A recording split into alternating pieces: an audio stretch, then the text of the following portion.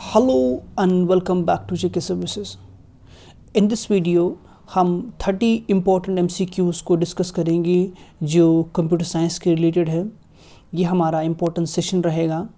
Most important questions जो आज तक डिफरेंट कॉम्पिटिटिव एग्जाम्स में पूछे गए हैं उनको हम डिस्कस करेंगे। चलिए गाइस शुरू करते हैं।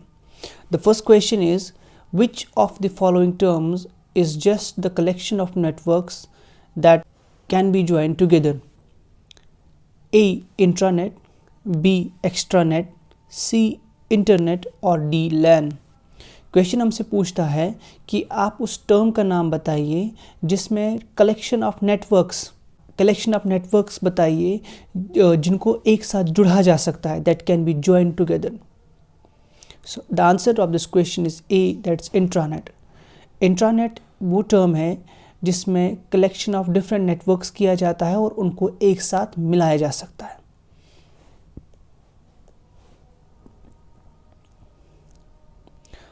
The second question is Bluetooth is an example of a wide area network, b virtual private network, c local area network और डी पर्सनल एरिया नेटवर्क। अगर हम ब्लूटूथ की बात करेंगे तो इस क्वेश्चन का जो आंसर है that is personal area network. Bluetooth personal area network की एक एग्जाम्पल है।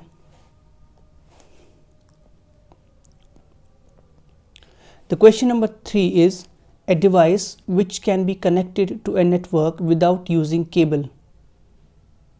इजी क्वेश्चन है।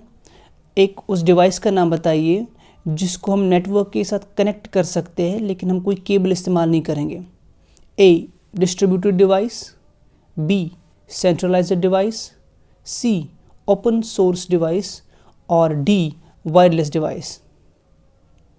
अगर बात करेंगे इस क्वेश्चन के आंसर की, the answer of this question is D, that is wireless device. Wireless device उसे कहते हैं जो नेटवर्क के साथ कनेक्ट किया जाएगा लेकिन उसमें किसी भी डाटा केबल की ज़रूरत नहीं पड़ती, without using any cable. The question number 4 is null modems are type of. Modem का क्या मतलब होता है? Modulator and D modulator.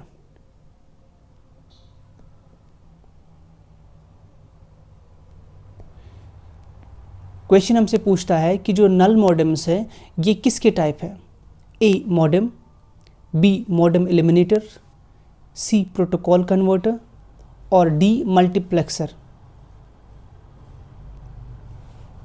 Null modem जो है ये एग्जाम्पल है, टाइप है मॉडेम एलिमिनेटर का। डिफरेंट टाइप्स ऑफ मॉडेम्स होते हैं, उनमें जो मॉडेम एलिमिनेटर है उसका टाइप है नल मॉडेम।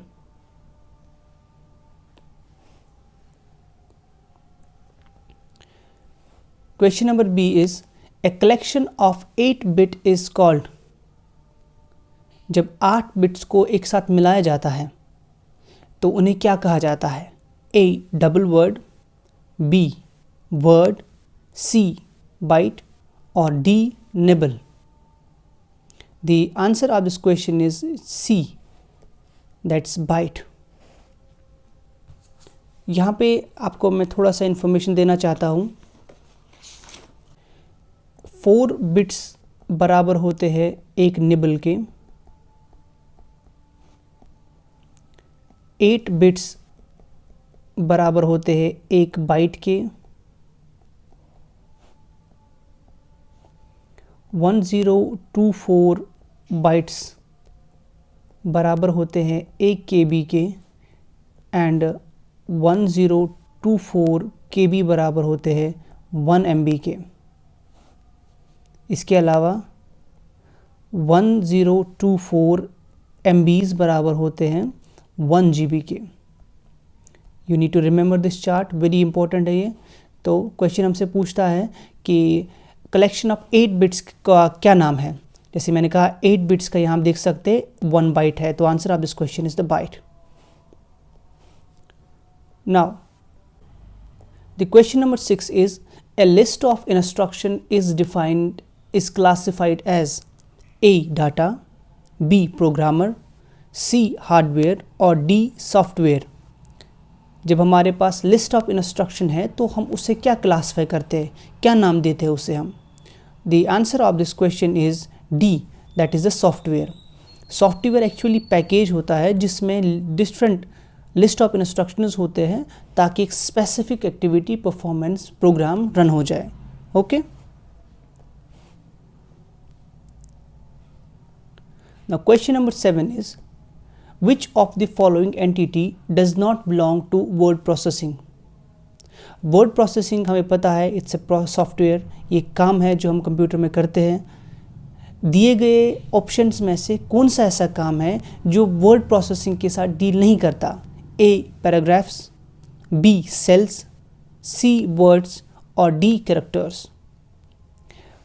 पैराग्राफ भी बनाया जाता है, वर्ड्स भी बनाए जाते हैं वर्ड प्रोसेसिंग में, कैरेक्टर्स भी बनाए जाते हैं, लिखे जाते हैं, लेकिन जो एक काम है जो वर्ड प्रोसेसिंग में नहीं होता, जो एक्सेल में होता है, that cell. And the answer of this question is c, b, that cell. The question number 8 is educational software includes, जो एजुकेशन का सॉफ्टवेयर होता है एजुकेशन के रिलेटेड, उस सॉफ्टवेयर में क्या क्या पाया जाता है? A simulation programs, B tutorial programs, C drill and practice programs और D all of these. The answer of this question is D. अगर हम एजुकेशन के प्रोग्राम्स की बात करेंगे, वहाँ ट्यूटोरियल प्रोग्राम्स भी होते हैं, कोर्सेज क्लासेस सेल किए जाते हैं, देखे जाते हैं, बच्चे देखते हैं। ड्रिल एंड प्रैक्टिस प्रोग्राम्स भी होते हैं, जैसे मॉक आ जाता है, लाइव मॉक आ जाता है, वो भी होता है। इसके अलावा सिमुलेशन प्रोग्राम्स भी किए जाते हैं। So the answer of this question is d. Education software में सिमुलेशन प्रोग्राम भी होते हैं, ट्यूटोरियल्स भी दिए जाते हैं and drill and practice programs भी होते हैं। Now the question number 9 is an expert system is, question हमसे पूछता है कि एक्सपर्ट सिस्टम हम किसे कहते हैं? ए, ये एक एप्लीकेशन है of artificial intelligence research, B simulates the reasoning of a human expert in a particular subject, और सी बोथ और डी नन ऑफ दीज। हमें क्वेश्चन पूछता है कि एक्सपर्ट सिस्टम से क्या मतलब है? The answer of this question is C. Expert system का मतलब है ये एक ऐसी एप्लीकेशन है जो आर्टिफिशियल इंटेलिजेंस AI पे बेस्ड है, और इसके अलावा इसका काम ये है कि ये सिमुलेट करता है reasoning of human expert in a particular subject. ठीक है। The question number 10 is bar coding is an example of. Bar coding किसकी एग्जाम्पल है?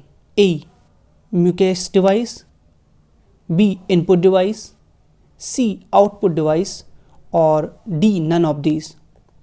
बारकोडिंग का जो एग्जाम्पल है, this is an example of input device. The question number 11, 3 types of compact discs include CD-ROM, CDR and dash. Question हमसे पूछता है कि there are 3 types of compact discs. एक तो CD-ROM है, दूसरी CDR है, हमें तीसरी का नाम बताना है। A CD-W, B CD-RAM, C CD-DVD और D CD-RW। The answer of this question is D, that is CD-RW। अगर हम बात करेंगे ROM की, ROM is read only memory।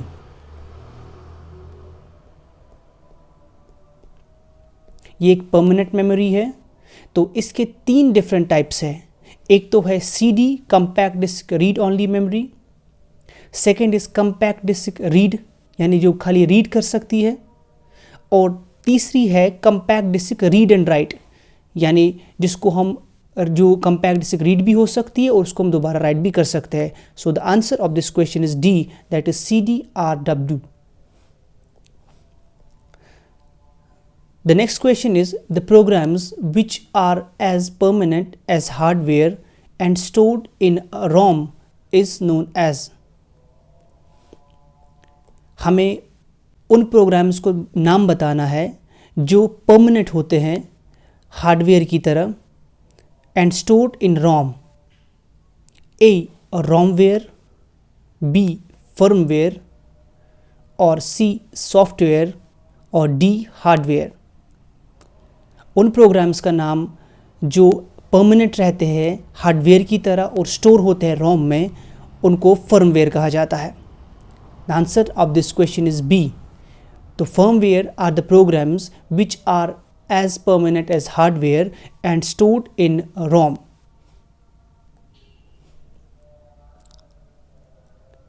The question number 13, which memory is the actual working memory? दिए गए options में से हमें बताना है कि कंप्यूटर की कौन सी एक्चुअल वर्किंग मेमोरी है। A RAM, B ROM, C tab memory और D SRAM, that is static read random access memory. The answer of this question is A, that is RAM, read random access memory जिसे हम कहते हैं, ये actual computer की working memory है।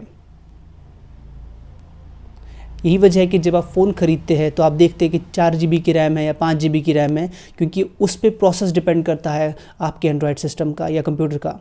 It is the reason why the actual working memory is RAM.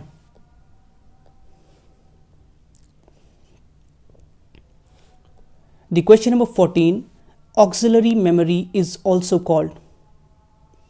Auxiliary memory का दूसरा नाम क्या है?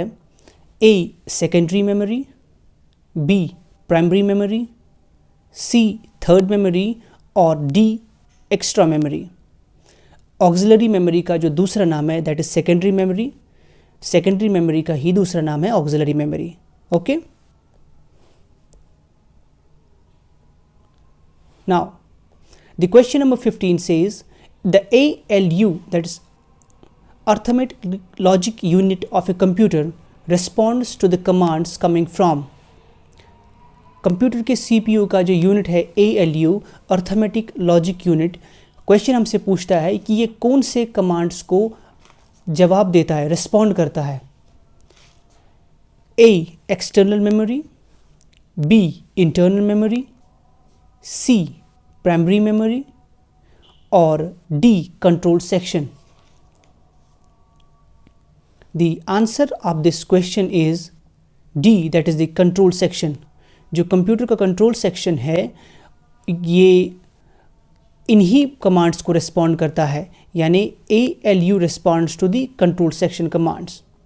आपको पता है कि जो हमारा सेंट्रल प्रोसेसिंग यूनिट है CPU, इसमें जो प्रोसेसर है उसमें 2 पार्ट्स होते हैं, एक तो होता है अर्थमेटिक लॉजिक यूनिट और दूसरा होता है कंट्रोल यूनिट। ALU रिस्पॉन्ड करता है कमांड्स को जो कहाँ से आती है, जो कंट्रोल यूनिट से आती है। Now the smallest unit of storage is A bug, B byte, C bit और D nibble। अभी हमने डिस्कस किया, मैंने आपसे सीक्वेंस बताई कि कौन सा बिट कितने निबल के बराबर होता है, कौन से बिट्स कितने बाइट्स के बराबर होते हैं। So the answer of this question is directly C, that's bit. Smallest unit of storage का है that's bit. Question number 17 is in a computer dash is capable to store single binary bit. Question हमसे पूछता है कि दिए गए options में से कौन सा ऐसा है, ऑप्शन सही है, जो कैपेबल है कि वो एक सिंगल बाइनरी बिट को भी सेव करे। A capacitor, B flip flop, C register और D inductor. The answer of this question is B, that is flip flop. Flip flop computer में एबिलिटी रखता है, कैपेबिलिटी रखता है कि आप एक सिंगल बाइनरी बिट को भी स्टोर कर सकते हैं। The question number 18 is which of the following is called as protocol in URL। जब हम URL देते हैं उसमें कौन सा प्रोटोकॉल कहलाता है? A .com, B HTTP, C www or D XYZ। The answer of this question is B HTTP यानी हाइपरटेक्स्ट ट्रांसफ़र प्रोटोकॉल। HTTP का मतलब है hyper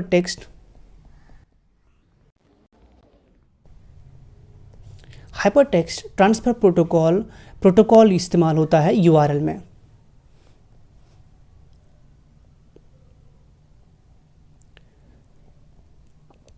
The question number 19 is what is included in an email address?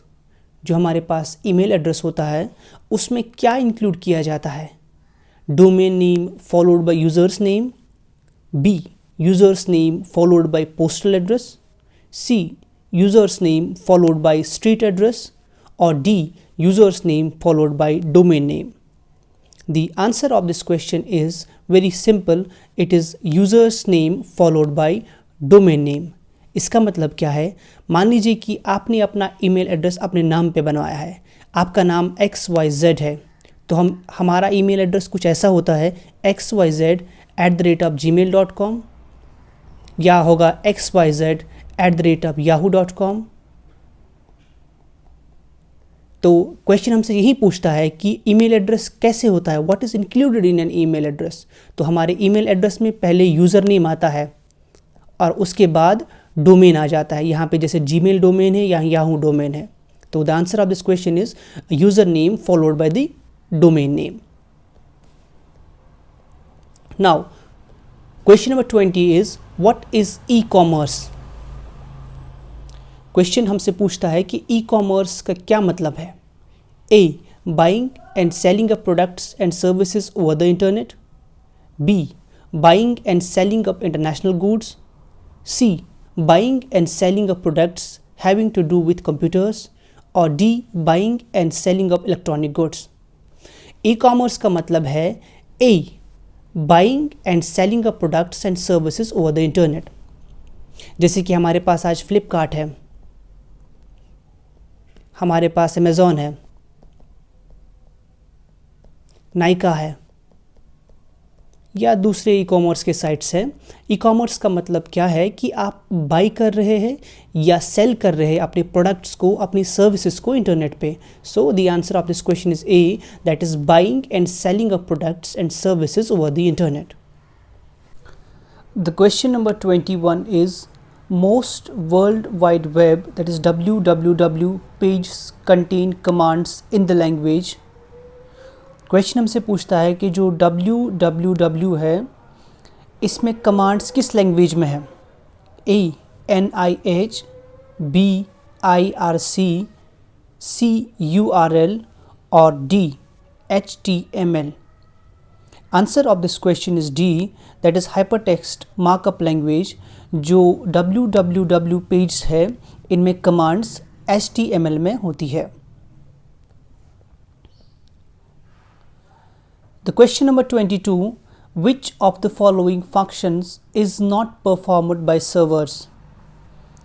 A word processing, B processing websites, C database sharing और D email processing. The answer of this question is A word processing. हमें question पूछता था कि following functions में से कौन सा ऐसा काम है जो सर्वर नहीं करता। सर्वर वेबसाइट्स को प्रोसेस भी करता है, सर्वर डाटाबेस शेयरिंग भी करता है, ईमेल को भी प्रोसेस करता है, लेकिन वर्ड प्रोसेसिंग का जो काम है ये सर्वर का नहीं है। The question number 23 is who developed Linux? Linux को किसने डेवलप किया। A Dennis Ritchie, B Linus Torvalds, C Ken Thompson और D professor Andrew S Tanenbaum. जैसे कि नाम से ही पता चलता है, the answer of this question is B, that is Linus Torvalds. ये एक ऑपरेटिंग सिस्टम है, जिस तरह हमारा ऑपरेटिंग सिस्टम माइक्रोसॉफ्ट है, ये एक ऑपरेटिंग सिस्टम है।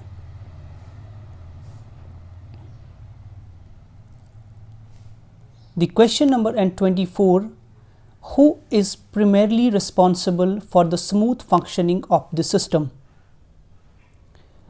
जो सिस्टम है, कंप्यूटर है, इसकी स्मूथ फंक्शनिंग के लिए कौन primarily responsible है?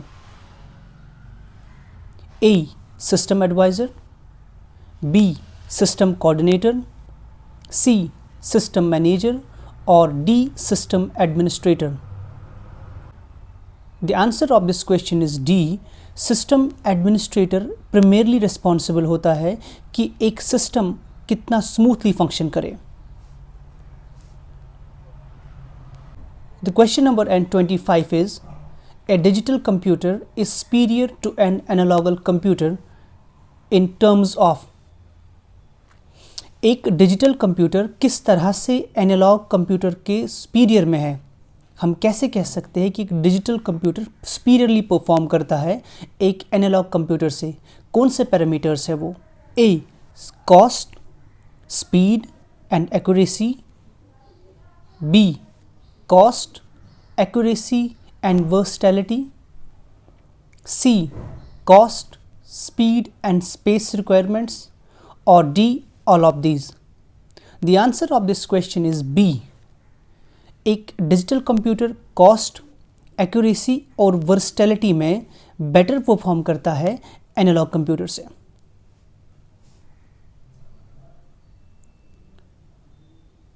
Now, the question number N26, which of the following is the product of data processing? A. Software program, B. Hard copy output, C. Information और D. डाटा. क्वेश्चन हमसे पूछता है कि जब हम डाटा को प्रोसेस करते हैं तो कौन सा प्रोडक्ट निकल आता है? Which of the following is the product of data processing? The answer of this question is C. That's information. जब डाटा प्रोसेस होता है, प्रोसेस्ड डाटा को हम इंफॉर्मेशन कहते हैं. याद रखिएगा. The question number 27 is, which is widely used in academic testing? जो एकेडमिक टेस्टिंग होती है, जैसे ऑब्जेक्टिव लेवल मार्क्स होते हैं, क्वेश्चंस होते हैं, उनमें दिए गए ऑप्शंस में से ज़्यादा कौन सा इस्तेमाल होता है? A. OMR, B. OCR, C. MICR और D. POS. Very easy question है. The answer of this question is OMR. OMR का मतलब है ऑप्टिकल मार्क रिकॉग्निशन.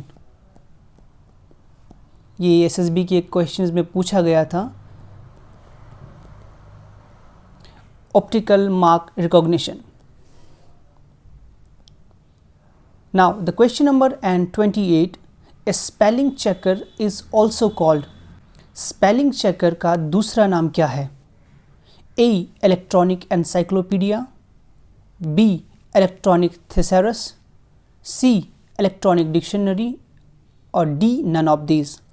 आपने देखा होगा जब आप कंप्यूटर में कुछ टाइप करते हैं या फ़ोन में कुछ टाइप करते हैं, जब आप किसी ग्रामेटिकल एरर को करते हैं या आपका जो स्पेलिंग गलत हो जाता है तो ऑटोमेटिकली जो है आपका फ़ोन, हमारा कंप्यूटर उसको ठीक कर लेता है, तो उसको स्पेलिंग चेकर कहते हैं. क्वेश्चन हमसे पूछता है उसका दूसरा नाम क्या है? The other name of spelling checker is electronic dictionary.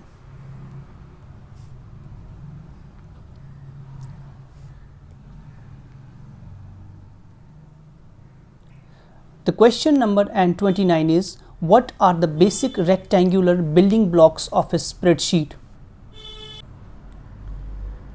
हमें बेसिक ब्लॉक्स बताने हैं कि स्प्रेडशीट किससे बनता है. A. Cells, B. Zoom slider, C. Help button और डी. All of these. याद रखिएगा जो बेसिक बिल्डिंग ब्लॉक है स्प्रेडशीट का, that's cell. The last question of today's session is, Excel is a program that is used to prepare a slide presentation, spreadsheet, text document और database. Excel का काम है कि ये स्प्रेडशीट बनाता है, स्लाइड प्रेजेंटेशन पावर पॉइंट बनाती है, टेक्स्ट डॉक्यूमेंट का काम MS वर्ड का है और स्प्रेडशीट का जो काम है ये एक्सेल करती है. So the answer of this question is B. These are some of the important MCQs जो आपके साथ आज मैंने डिस्कस किए। ये इम्पॉर्टेंट सेक्शन भी है हमारे एग्ज़ाम का, क्योंकि ऑलमोस्ट 20 क्वेश्चन 15 से लेके 20 question out of 120 computer science से भी पीछे होंगे। होप कि आपको ये सेशन हमारा पसंद आया होगा। Thanks so much for watching.